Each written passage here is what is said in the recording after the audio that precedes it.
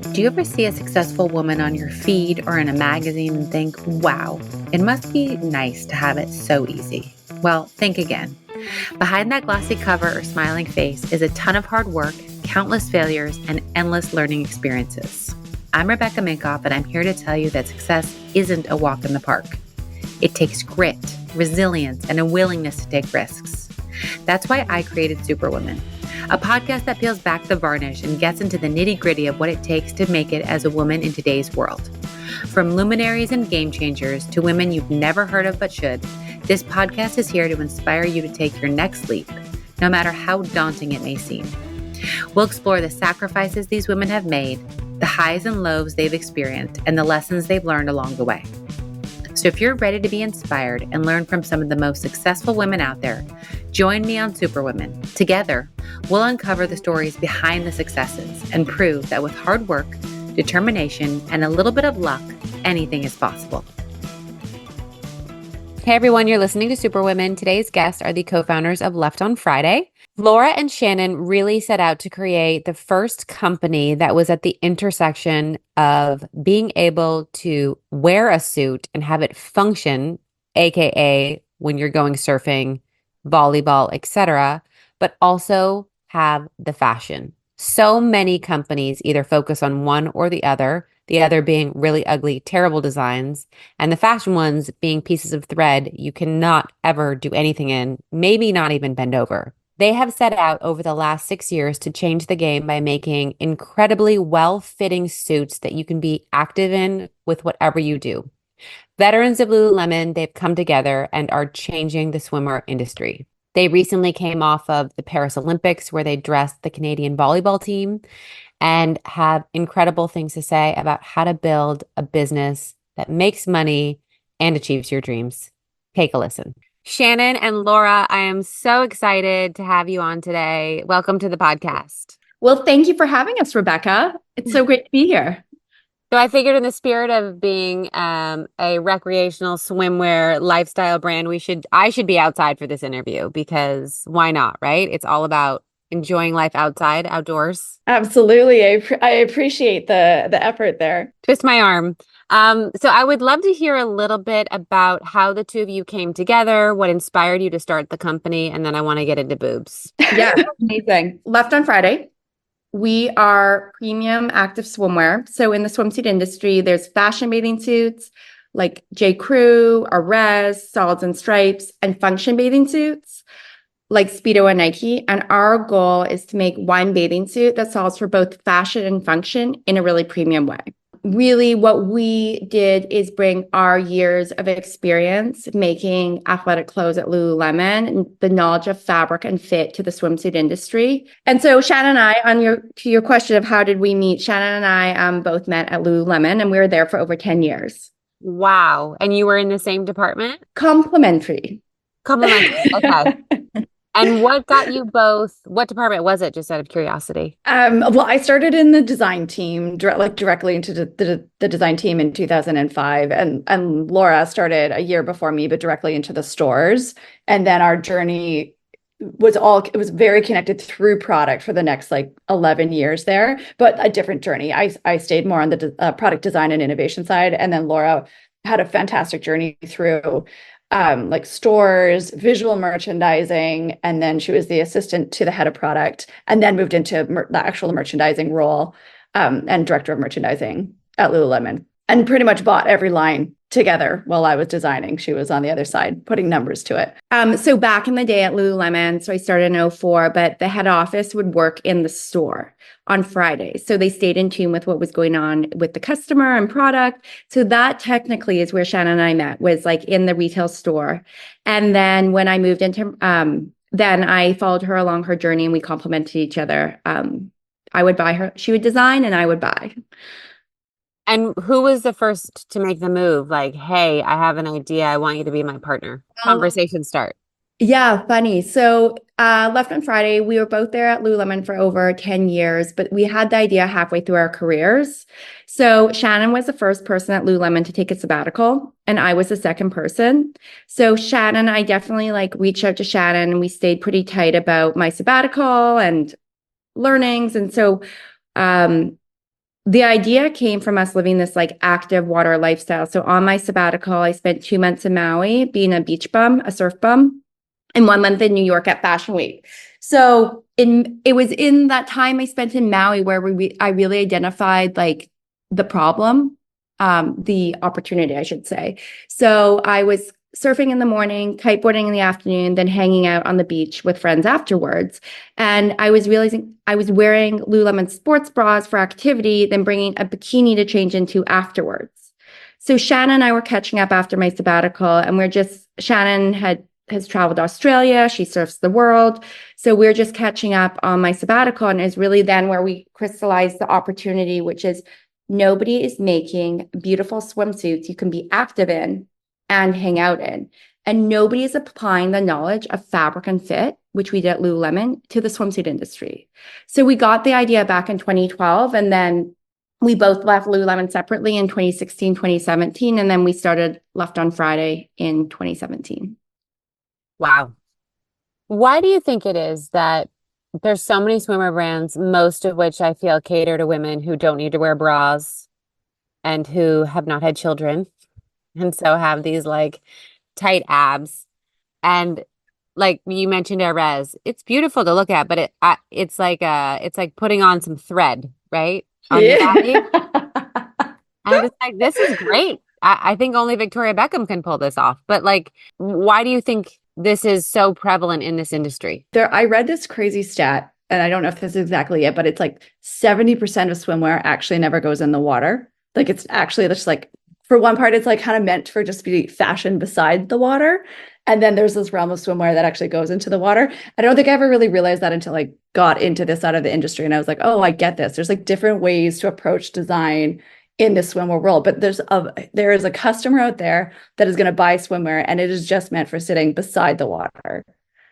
And that's not what we're going after. So it was really exciting to kind of get into that side, because I feel like that was like where the niche was, and all the opportunity for all of these solutions that had never really been focused on, where we're like, well, I want to move my body.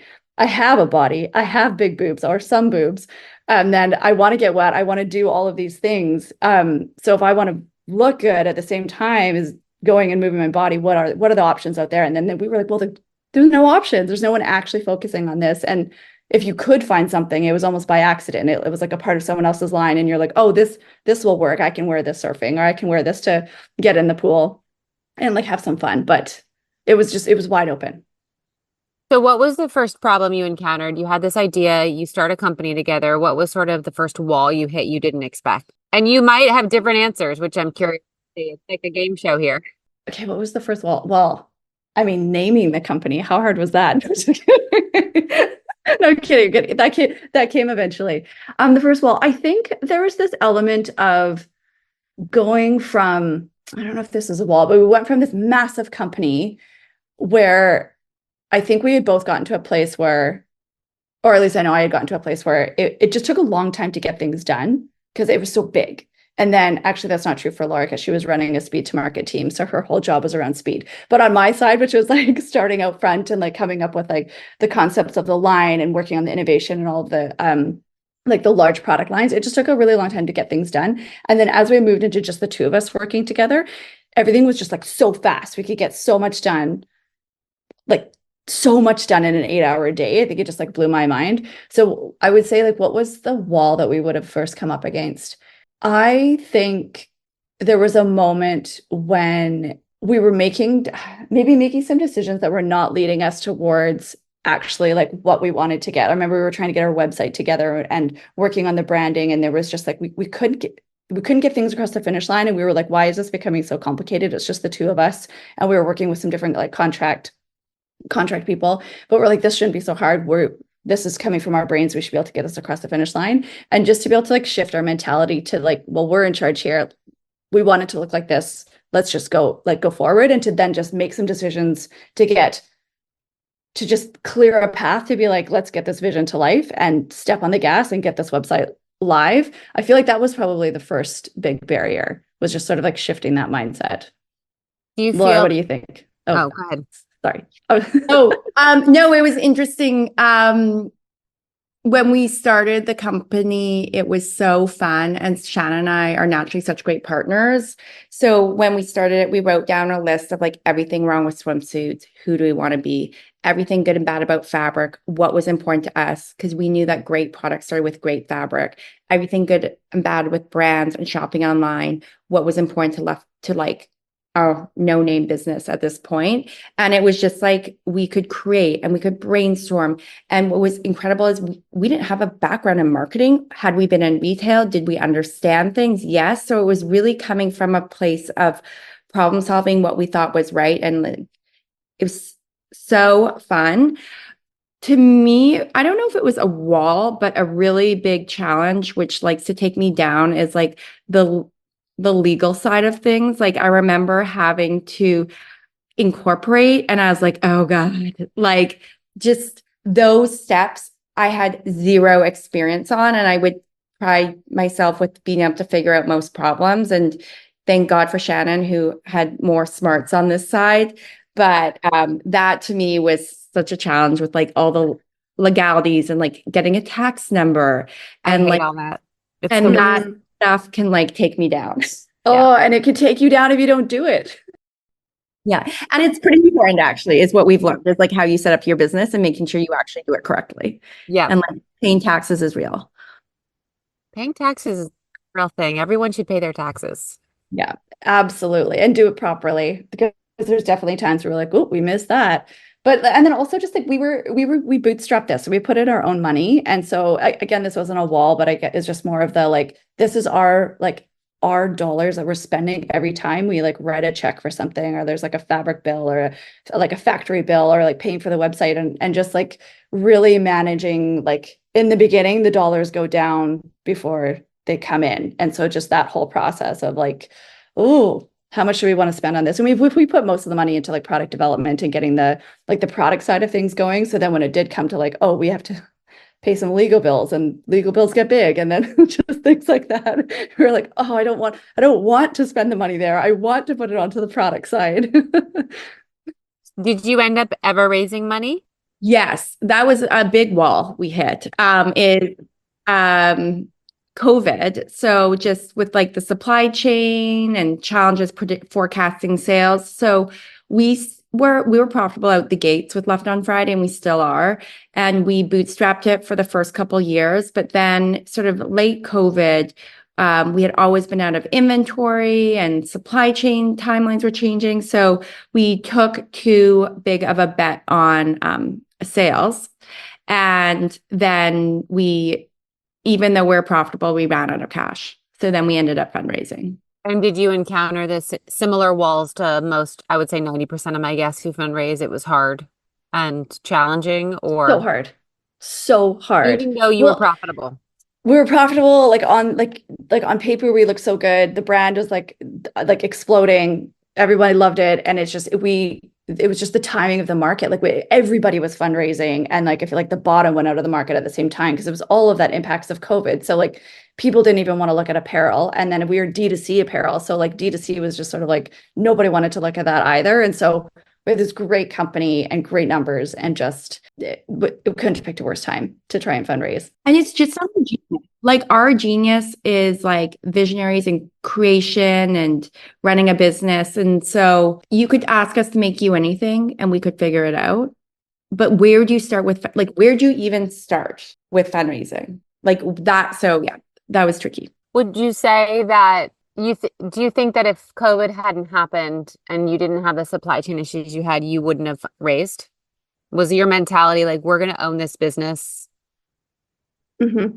I think, I think because it wasn't just like taking too big of a bet. Because I mean, everybody's businesses, if you were online at that time, exploded, because it was like the e-com huge bump. And so there was that, and it was that coupled with like, we're really seasonal business because we're swimwear. And so you take a seasonal business that was absolutely exploding during COVID, and then on top of that, you put a supply chain issue where like all the product comes in late. So it really did impact us. And like, like the cash flow downturn. But I think if COVID hadn't been there and our supply chain had actually just stayed stable, I think we would have rode that wave all the way up and just kept going. It was Shannon and I really bootstrapped the business, and we had a proof of concept, and it was like checking and working really well. So, and we had always envisioned keeping between us two, like 80 to 90% of the business. And we still own a lot of the business, but That's great. That's very rare. That's awesome. You should be very proud.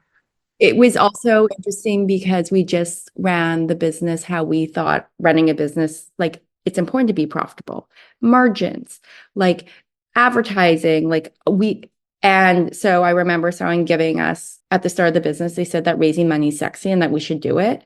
And Shannon, we're like, we don't really understand why you would raise money when you don't need it. And so it was really great that we followed our gut in our business sense. And we were also really surprised. And I think now it's not a surprise when you read so many articles on like the collapse of like D2C, and there's so many businesses out there that never were profitable. And it was always this idea of like, okay, gain market share first and then figure out the profitability later. And then it's like all smoke and mirrors. And there's like people like, well, there's never going to be profit. And like, as we were going through just starting out, and you'd look at all these other companies that were, 5 years into their journey already, and you're like, oh, wow, they're like so big and all this kind of stuff. And at the end of the day, there was never any profit there too. And we'd always run our business like you need profit to fund the business. That's how you're going to keep the growth going. And we were just like mind blown that so many businesses don't run that way.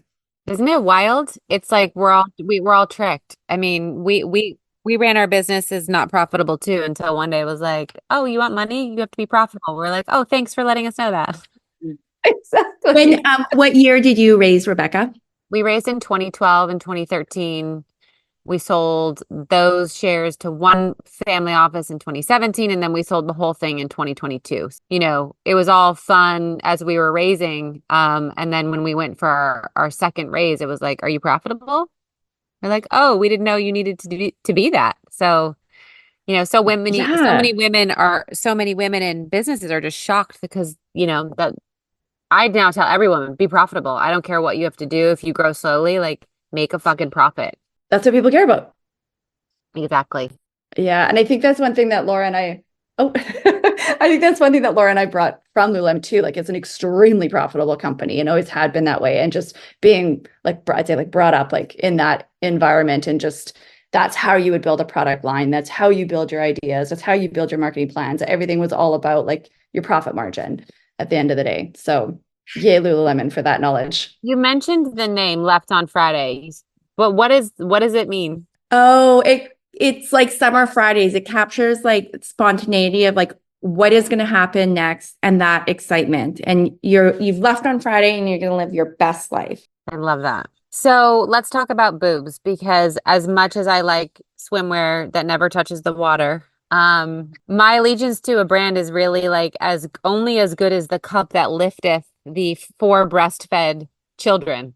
And it's really fucking difficult. So when I saw your site, I was like, a big boob section. Can't everyone have that and actually know how to fit it? Like, I don't want more padding. I don't want, so let's talk about why you made that decision. That's a great question. And I think the answer is just that it is exactly to what you're saying, is so naturally a part of what swimwear needs to include. Like all body shapes are different. And we knew from the beginning that, especially if you're an active woman and you have boobs, there is like complete solve like right there. And there's no way we could start this line without completely addressing that side of it. And so that was, for me, that's really fun. I have big boobs. And so just thinking of ways that nobody else in the industry is already thinking about how to solve for that, because I want to move my body. I don't want to look like I'm wearing like a bra, like a, underwire bra, or that I'm looking like a Vegas showgirl because it's all lifted and underwire and I have cleavage all over the place, or looking like you're wearing a straight jacket because you're so covered that's like how you're going to hold everything in. And I think there's just like this wide white space of how you can build in coverage and support so that you can still move your body and look great. And the whole thing just excites me. So that's, to me, it's just a part of the DNA of the brand. And I also think like we pride ourselves on great fitting product. And what we know from creating years of sports bras is great fitting product means a B cup needs a different pattern than a double D.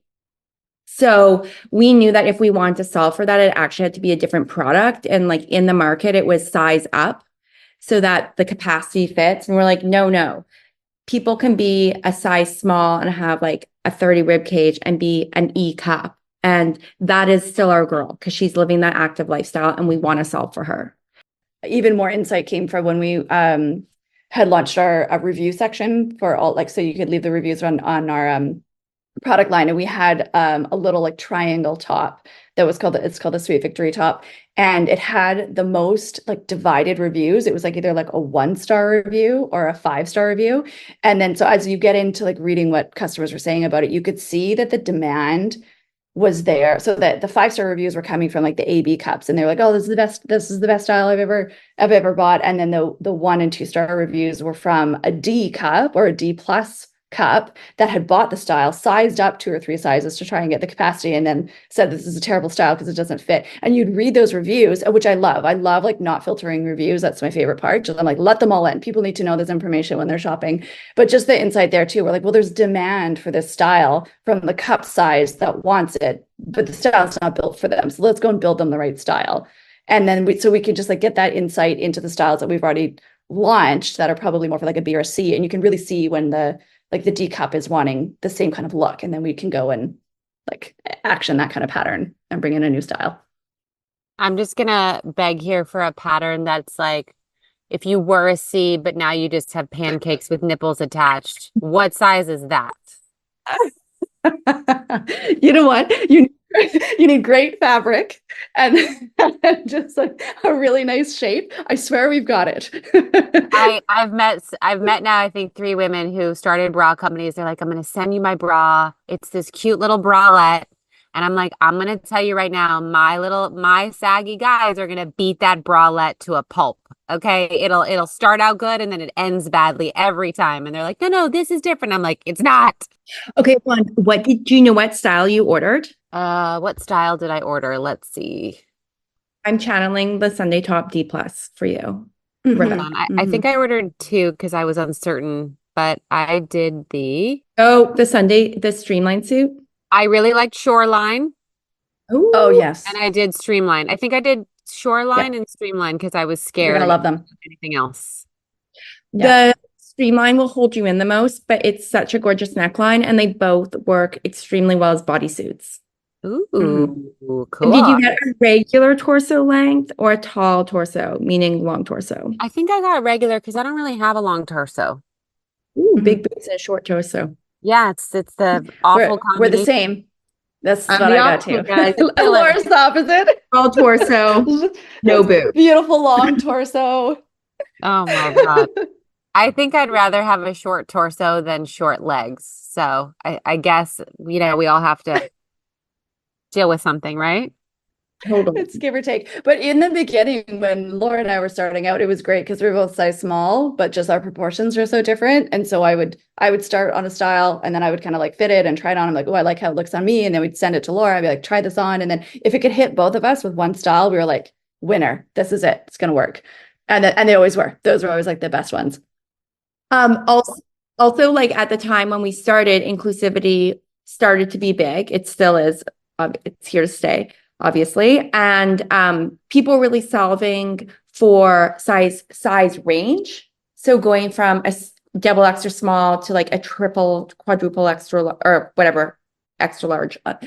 So a big range. And what we knew is like, we wanted to solve for different body proportions. So it's long torsos, it's short torsos, it's small boobs, it's big boobs.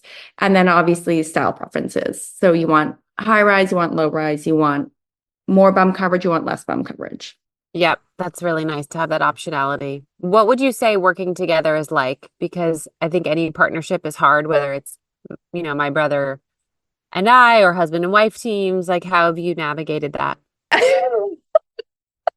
I'm in Canada, Laura's in the US, in California. I think personally, it's a dream team. I really love working with Laura. I think that we, to the benefit of any other like business partnerships out there, we got to test drive our friendship and our working relationship for 10 years before we started this business. So I think that out of that, there was just such like a mutual respect for the skill sets that each of us like individually brought, and then our overlap of skills, and we already knew how to work together. And I feel like I couldn't have picked a better business partner. I respect Laura so much, and it's really fun to work together. Laura, what would you say your mode operandi is when you're stressed, like when shit hits the fan with each other? I do think that something beautiful about our like friendship and working relationship is that we are so committed to the end goal that it's not about blame, and that we also can openly share where we can give each other very honest feedback openly. And it's not personal, it's about developing each other and strengthening the business. So we are super open with each other. And that's also like, even in a creative space, it's like I have a very safe space with Shannon, and all my work, I like value Shannon's opinion. And then like, so Shannon really drives product, and I drive brand. And whether it's like a photo, which I'm so passionate about, or something I've created, I can share Shannon to get the most honest feedback. And I know her intention is for greatness, and that she's a support of mine. And in reverse. So it comes from a really good place. So we can really be open with each other. And then just from an action standpoint, we own different areas of the business. So definitely, if something's falling apart on my side, I know to get going.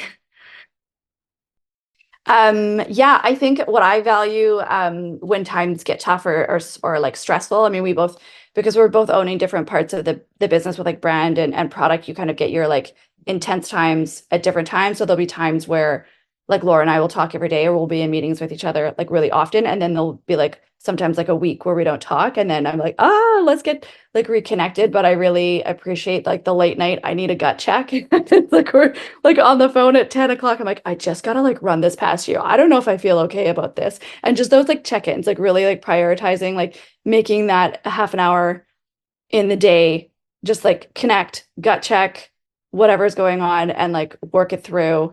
And I just like, I stay connected that way. What do you wish you would have known before you started the company? I think it is when to bring it. For me, it's how to build a team. So you're managing being us, our ability. We're so, we could oversee the entire business, just two of us for the first couple of years. And then when to bring in the right people. And it's more of a crystal ball. We're still learning. I think we've known that to achieve the goals we want, we need to build a team. And I would say personally, I've been slow on doing that. And if I had a magic ball, a crystal ball, I wish that would help me. I think that's one of the hardest things, is finding and building a team, and no one realizes how difficult that is. Well, I think the hard part of it is because you might think it's so easy, you just like, post a job and hire somebody. But if you're hiring off a big portion of work, and you've identified that you're hiring it because you're not best in the world at it, so you need to find somebody else. But then how do you know that they're best in the world at it? And you're hiring somebody else to do a job that you don't know how to do. And now like Laura and I are very good at knowing how to do things, and there's things that we don't know how to do. And then I think we struggle with the trust of like trusting other people to be really good at what they do. Because are they? Because how do we know? You know what? You've just put in such simple wording. What I've been trying to figure out for like years is like, I guess you sound smart because I don't know this. Oh, logistics, great. Or whatever it is. You're like, I don't fucking know this area, but I guess I have to trust that you do. And then you hire a dimwit who fucks everything up. I used to be a merchant, and I crushed my hiring of a merchant. There you go, because you know what to look for. Because I knew what to look for. And you know what to look for. Sometimes it's easier to hire people that you're like, I'm an expert in this area. I'm going to hire somebody else. I don't have to do this anymore. And maybe I need to go learn that other stuff that I don't know how to do. It's actually a really great white space. If anyone listening is, it's like figuring out what you're terrible at, and who's the person that actually knows more than you that can find these good hires. Because it's not a recruiter. Tell you that much. Yeah, I was going to say that's like what a recruiter will say that they do well, but then I think that most of the time with recruiters, the payoff is getting somebody hired. So I just think it's the wrong motivation there to. Yeah, it doesn't build my trust. That's no, they should get hired. They should get paid if that person actually makes your company do better. Yes. Right? Yeah. Then they and get their stays fucking longer than a face. year. Yes. And doesn't tell you that they can't work nights and weekends because that's pushing their boundaries. You're a startup.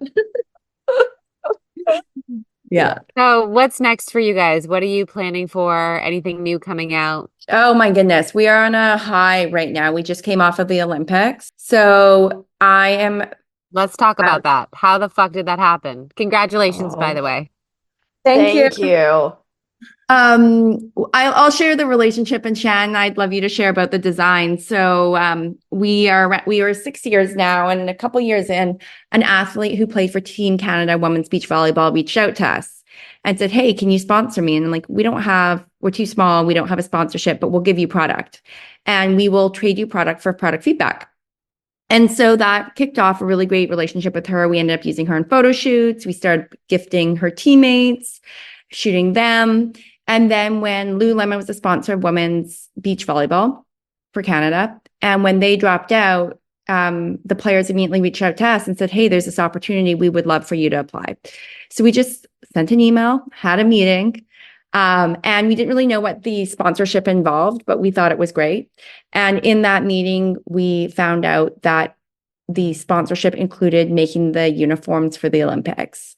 And Shannon and I were side texting each other like every possible emoji face of excitement. And we ended up winning the bid. And we have been in relationship with them for 2.5 years.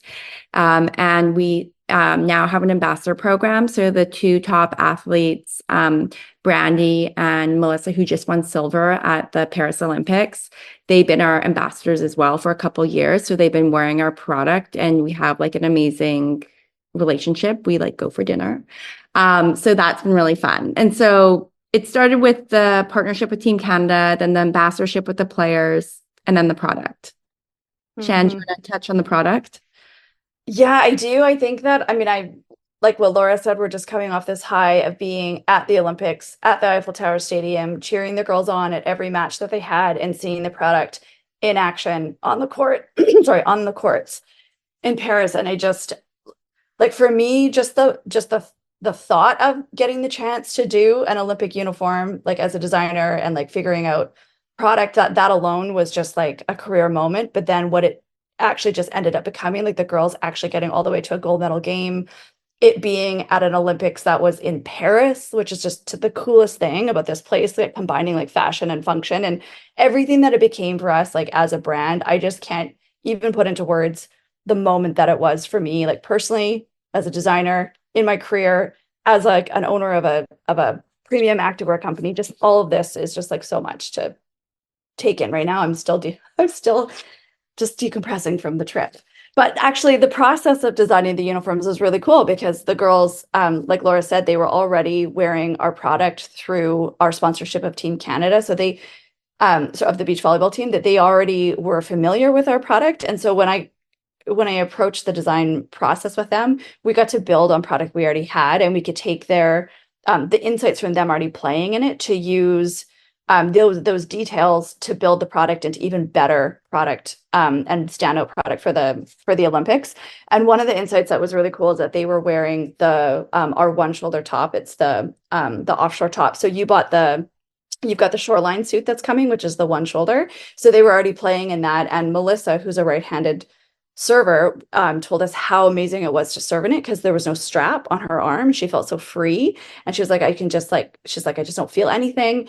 And then Brandy, who's the left-handed server, said, well, I've got the strap on my serving arm. Could we move it to the other side? And I was like, I think we can do that. And we just took that as a jumping off point to just build these standout uniforms with the goal of, I want you to be as comfortable as possible so that you don't have to focus on anything besides performing. And you're on the world stage, so I want you to stand out. And no brand has ever made a one shoulder bikini top for the Olympics. And so it delivered on all parts. It just was to the T. We are all about fashion and function in a really premium way. And that is like who the girls are, what the Olympics was about. Paris was about combining fashion and sport, the highest level. And the Melissa and Brandy, they are world-class athletes who are so beautiful inside and outside. And they are badass players, but super poised and feminine. And we could not have been more proud seeing it on them, as well as their teammates, the other team who went.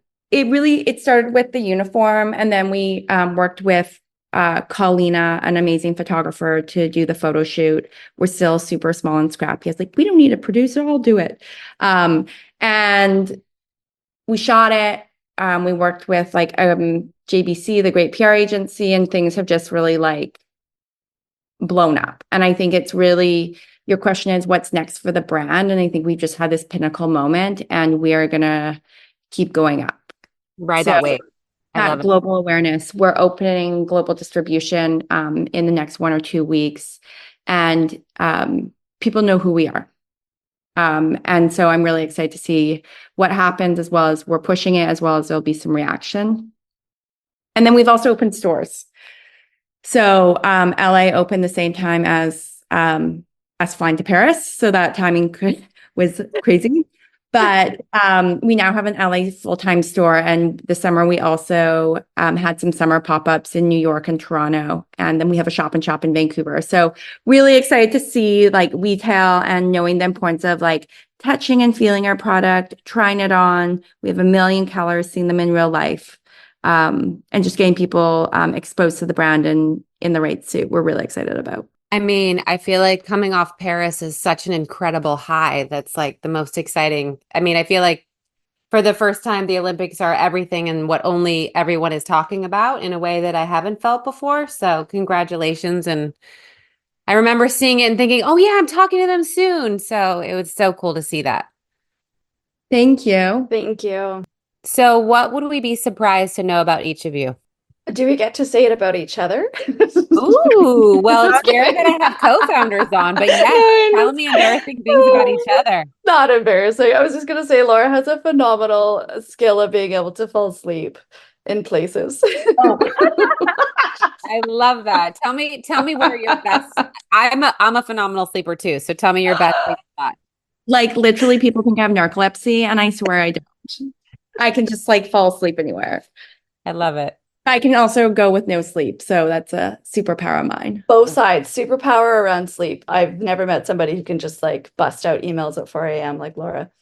I would say about Shannon, we've shopped a lot together, and she loves to smell candles and can spend a long time in the candle section.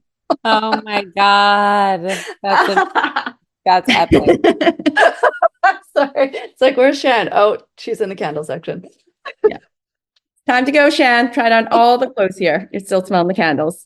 And we love to shop together. I love shopping with Shannon. She has very good decisions of like, yes, get that. No, don't get that. And so it's lots of fun. I love it. And last question for each of you, but what is a piece of advice you'd like to leave listeners with, either that you learned the hard way or that someone gave to you that you want to pass on? Mine's a piece of business advice. I feel like that's really helped me during my career. And it is to just always think about your role. And I guess this kind of like links into hiring teams as well. And it comes from a place where up here in Canada, we have longer mat leaves. And so when you go on mat leave, you get a year off. So there was a point of time on our design team at Lululemon where it's like everybody was going on mat leaves, and the hole it would leave in the business is like nobody knew how to do their jobs. Always be training your number two. Imagine that you are going to be like, if you were going to leave your job within 9 months and somebody else has to take over, like always be working as if there's somebody coming in behind you and you're training them how to do exactly what you do. Train yourself out of a job all the time. So my advice would be make mistakes on someone else's dime. And the value of advisors and experts and where you're going to get the knowledge. And there's different ways to do that. Yep.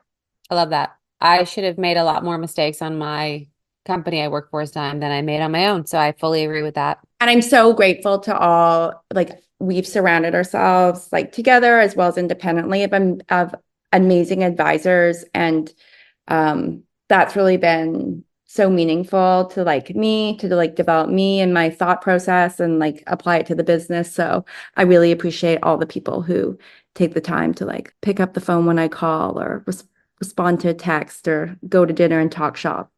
Yeah, no, that network is so needed. So I live for that network. Well, thank you, ladies. Where can everyone buy your suits and see all this amazing Olympic glory? They can shop online at leftonfriday.com in America and global, or in Canada, leftonfriday.ca. And then we have a new LA store on Abbot Kinney. So check it out. Abbot Kinney's like the bomb. Congrats. That's a big deal. Thank you. Thank you. Thank you so much. Thank you so much. Okay, bye. Bye-bye. I just wanted to thank you guys for listening to today's episode. I also want to ask you to rate and review the show wherever you listen to podcasts. I know it's a pain in the butt, but it actually helps with search and algorithms. So if you love this podcast, it is an easy way to get it more visible and out there. I also want you to follow me on Instagram at Rebecca Minkoff, at RM Superwomen, and be sure to check out my book, Fearless, The New Rules for Unlocking Creativity, Courage, and Success. Thank you again, and you will hear from me next week.